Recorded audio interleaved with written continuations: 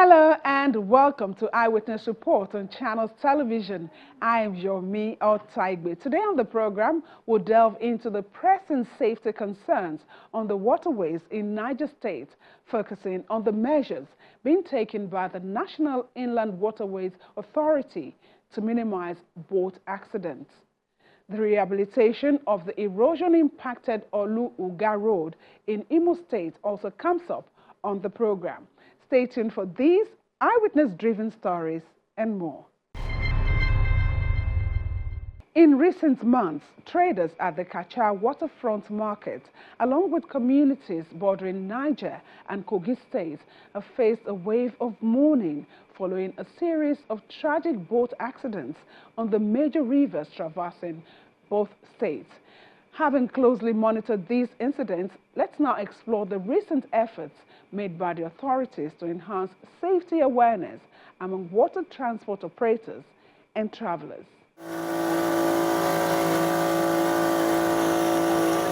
This eyewitness video is one of the rare visual documentations showing the moments before the tragic incident which occurred in November 2024. A boat carrying over 200 passengers capsized while leading to Kacha weekly market along the Dambo Ebuchi section of the River Niger, resulting in numerous casualties.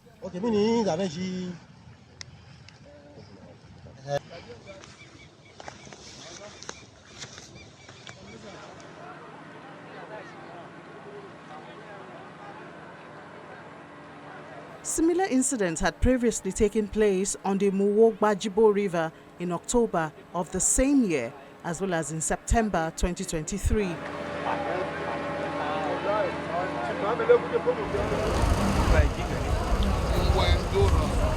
Nevertheless, the Kacha market, nestled along the riverbank, continues to thrive with bustling trade activities.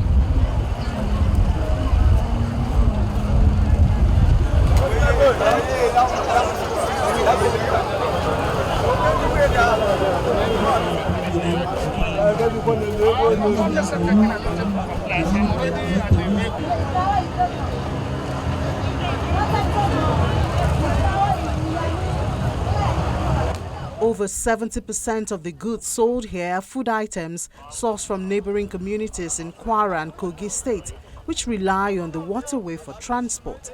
Kacha waterfront hosts over 500 boats daily.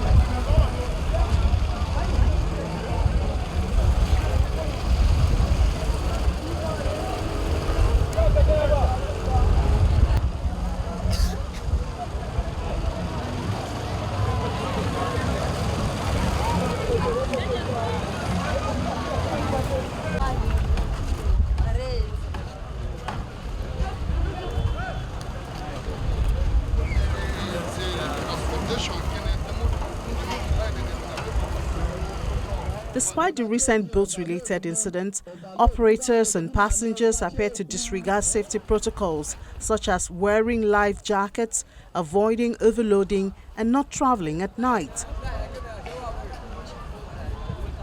We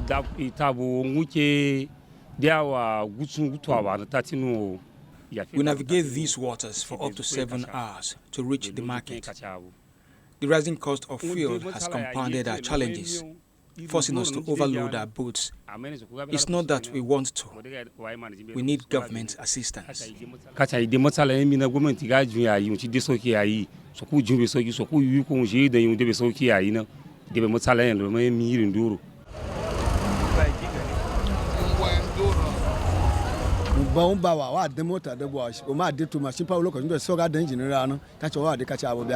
We rely on boats to access the market from our villages. It is our only means of transportation, and our passengers often have loads to carry, which we can't leave behind.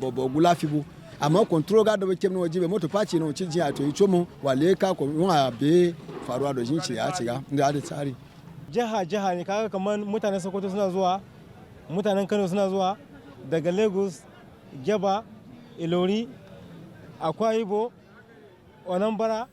People from different parts of the country do business here.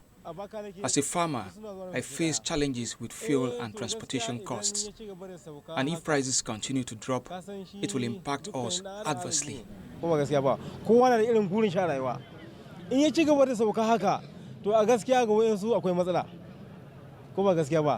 In response to safety concerns on the waterways, the National Inland Waterways Authority has initiated a sensitization program for boat operators.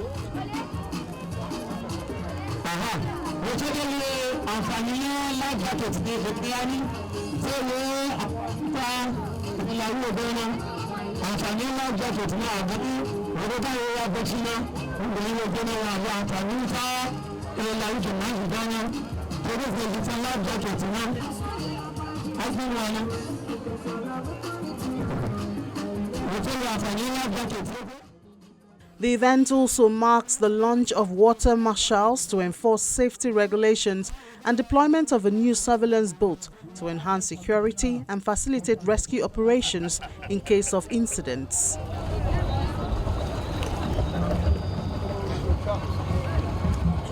I'm expecting nothing less than 110% action.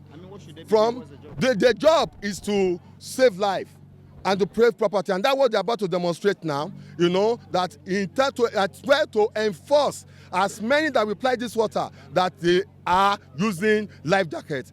No night traveling, no overloading, no overspeeding. At every point, you know that anything they do contrary to what the law says, the action will be taken against them, either by arresting them, and as well penalty have been met out in terms of offences, and we will ensure it to the latter. It's unfortunate that we've been having some mishaps. Most of them are actually avoidable if precautionary measures are taken.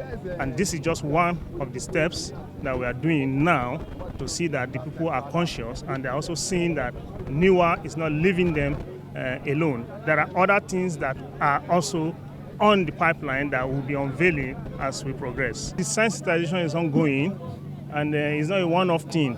It's a regular thing, and we're actually reviewing our programs from time to time.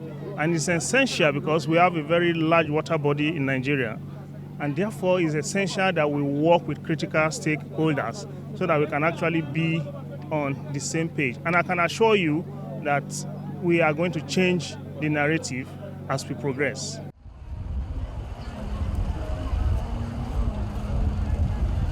The Niger State government has recognized the need for increased investment to ensure the safety of the waterways. We have a lot of water bodies. We have a lot of even smaller villages that also have water channels.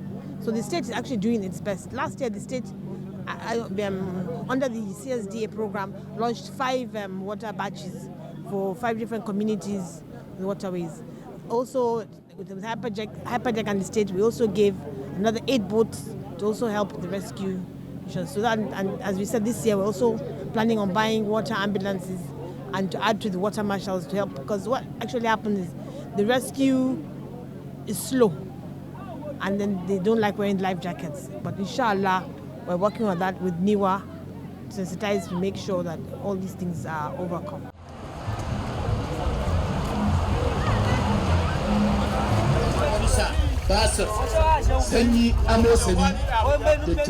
The Kacha market, which serves over 5,000 traders every market day, is a vital trade hub in the region. Enhancing safety and security in the area is a positive step forward. Operators and travelers must understand that compliance with regulations governing waterway use is essential for achieving safety.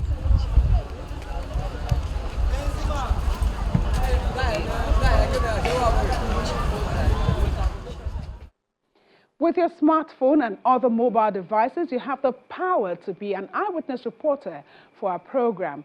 Your pictures and videos capturing events in your community could tell stories that drive positive change.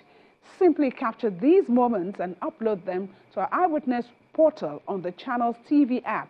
available for download from various app stores. Follow the simple instructions to submit your content and be sure to include your details so we can reach out to you for more information. Now let's take a look at some of the images submitted this week.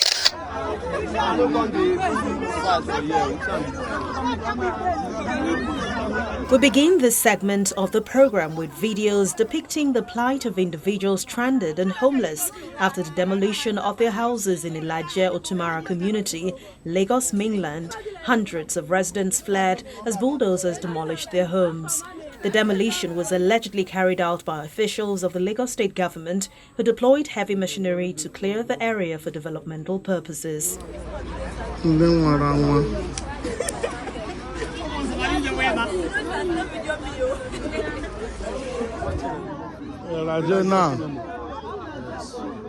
Diko, not there alive. Many of them on Kiba since yesterday.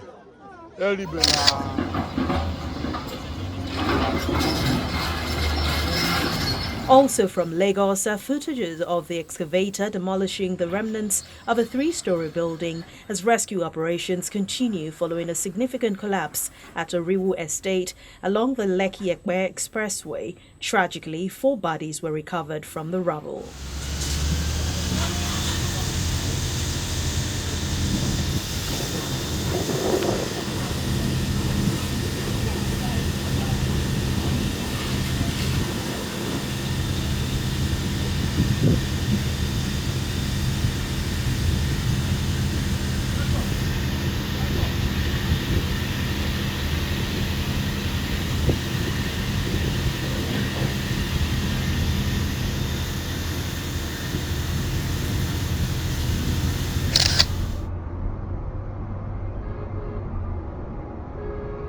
In this next video, a dashboard camera records a near-fatal accident on the 3rd Mainland Bridge in Lagos State, resulting from excessive speed and impatience.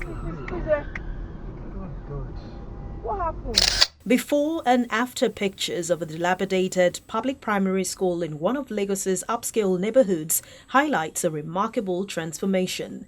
The school, once plagued by broken furniture, a collapsing roof, a rodent-infested library, and lack of windows or protective nets, stood in stark contrast of its affluent surroundings, including a neighboring high-end private school. Interestingly, the renovation was carried out by a dedicated group of Nigerians committed to improving the educational environment for the community's children. From Oyo State, an eyewitness shared footage from a scene of a tanker fire that broke out near a filling station at the Orita Challenge area of Ibadan, the Oyo State capital. According to the eyewitness, the driver lost control of the tanker due to brake failure, causing the vehicle to overturn and spill its contents, which ignited a fire. Emergency responders confirmed that both the tanker driver and his assistant tragically lost their lives in the incident.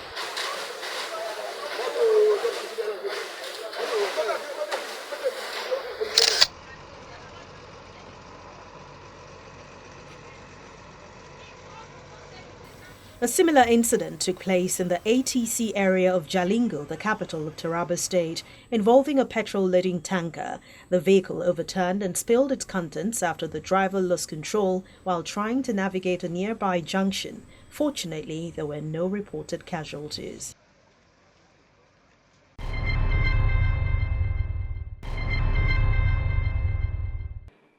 Welcome back. Last year, we reported on the Olu-Uga Federal Road, which suffered significant damage due to gully erosion, posing serious challenges for connectivity and safety in the area. As we speak, reconstruction work is ongoing to provide much-needed relief for residents. The Olu-Uga Federal Road serves as a vital artery for commerce and daily transportation of goods and services, linking Idiato North and South in Imo State to Uga community in Anambra State.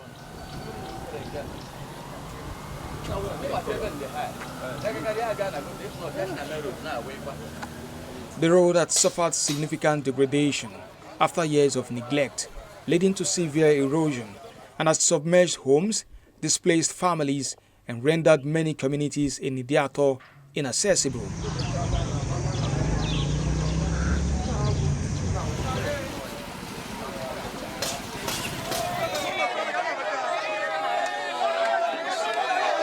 Residents in the Umachima section recently held protests to highlight the adverse effects of erosion in their community.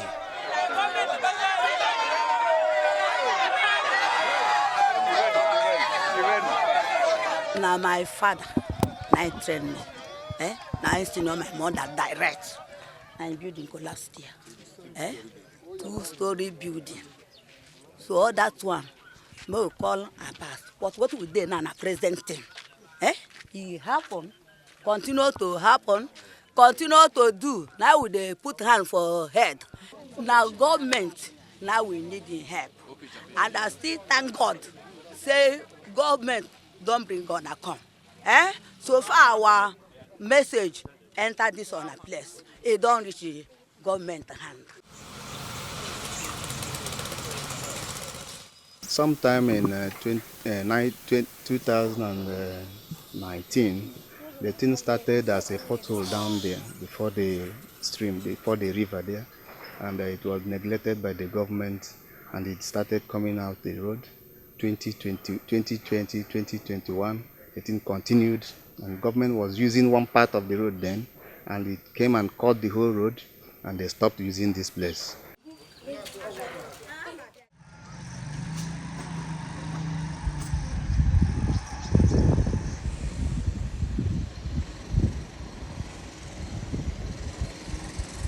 Lives in this community has so depreciated because we cannot even cross over to produce our farm, to bring out our farm products, and the people who lost their farmlands cannot also farm in any place. Many people have lost their buildings and they have no other place to stay. They are now hanging with neighbors and friends. So it has solely affected the lives of our community members. In fact, I'm one of the house owners. This is my house here. My house is at the verge of collapsing into the gully. And one of my uncles, the retired judge, his own had collapsed, but he's now squatting in another place, another village outside our home state. And in fact, most of us are afraid whenever it rains. There's this serious trauma in our minds if it starts raining, because the next moment you hear booms. That is collapsing of the gully or any of the buildings that are still standing. So people are afraid even to stay here anymore. I don't come here anymore, except on one or two occasions I drive in and drive out. That's the situation we find ourselves at this moment. For now, the whole of the families of Onyenakas and Obonu, the Onohas, the Monekis, their houses have collapsed and they have been displaced. Some are living at Olu, others are living some other places. So, in fact, we are distressed at this moment. We are distressed. We don't have a place to stay. We are like refugees in our own hometown. We are talking of the more encroaching ones up there. That a lot of our relations up there are at the verge of having the similar effect. And that's our shame, our worry. And that's why we're saying the government should come to our edge.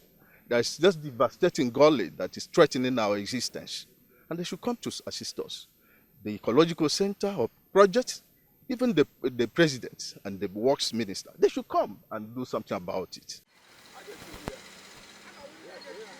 After numerous protests, the state government finally intervenes.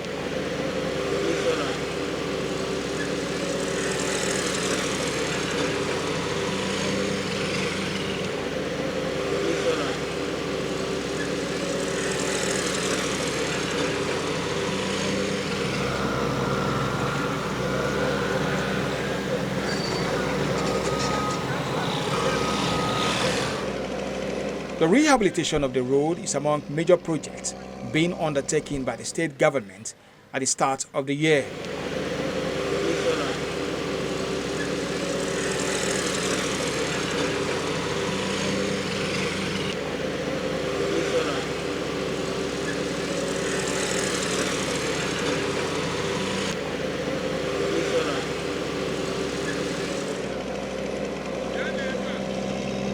Emerging from a stakeholders meeting, some members of Idiato North and South visit the project site to assess progress firsthand.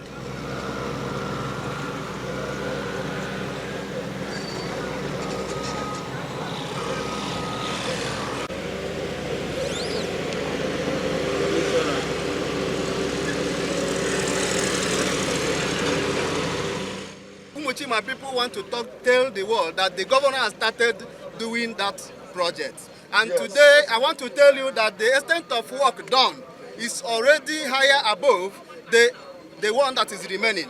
80%. So we are so happy and so hopeful that in a near future, this Gully Erosion will be a story. We decided to come and do an on-the-spot assessment or inspection of the projects going on, realizing the importance of this road to our people.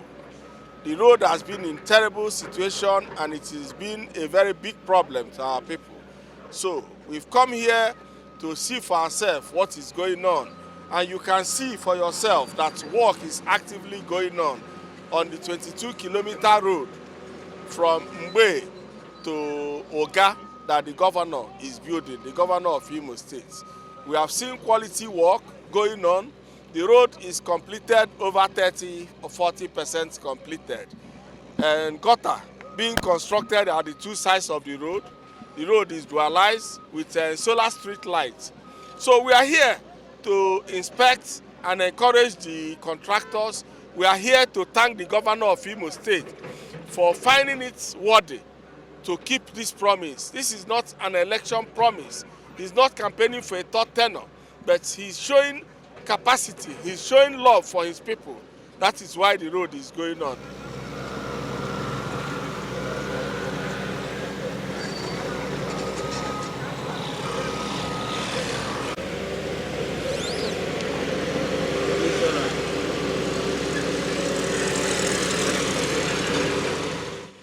The economic benefit of this road cannot be underscored.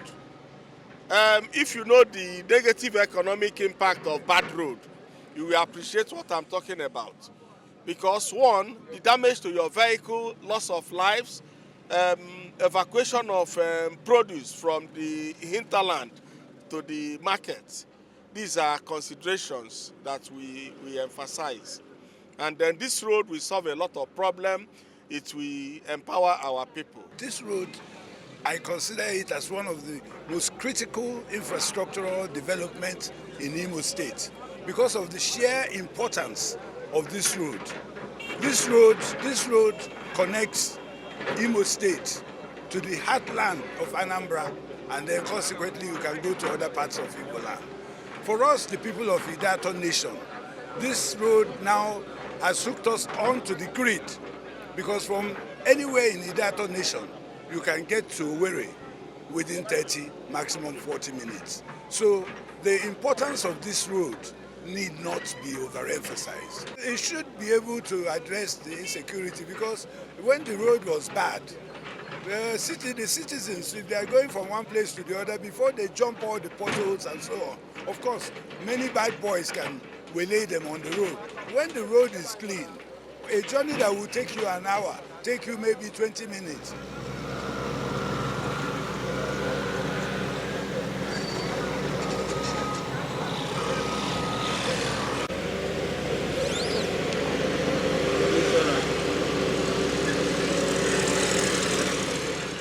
The people of Idato received a promise from His Excellency the Governor that he is going to construct an erosion that has cost us a nightmare, that has cost us most of our houses, that cost us our market. And he promised to construct the road for us. This road was abandoned by the past administration, where our dear brother was the governor of the state. But today, His Excellency has fulfilled the promise which he made to the good people of Idato Nation. And that is why we deemed it fit to come here together today to say, thank you, His Excellency, distinguished Senator Hope Uzodinma, for the good work you are doing for the people of Imo State. We are very happy. You see the mammoth crowd.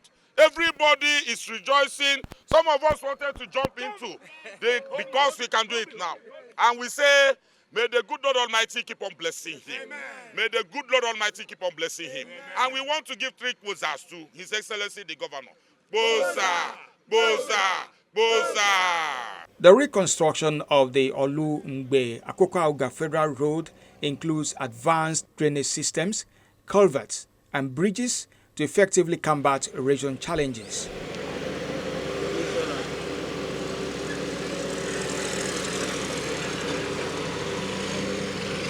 The Imo State government is anticipating a refund from the federal government, but is primarily focused on ensuring the welfare of its citizens through prompt and efficient interventions.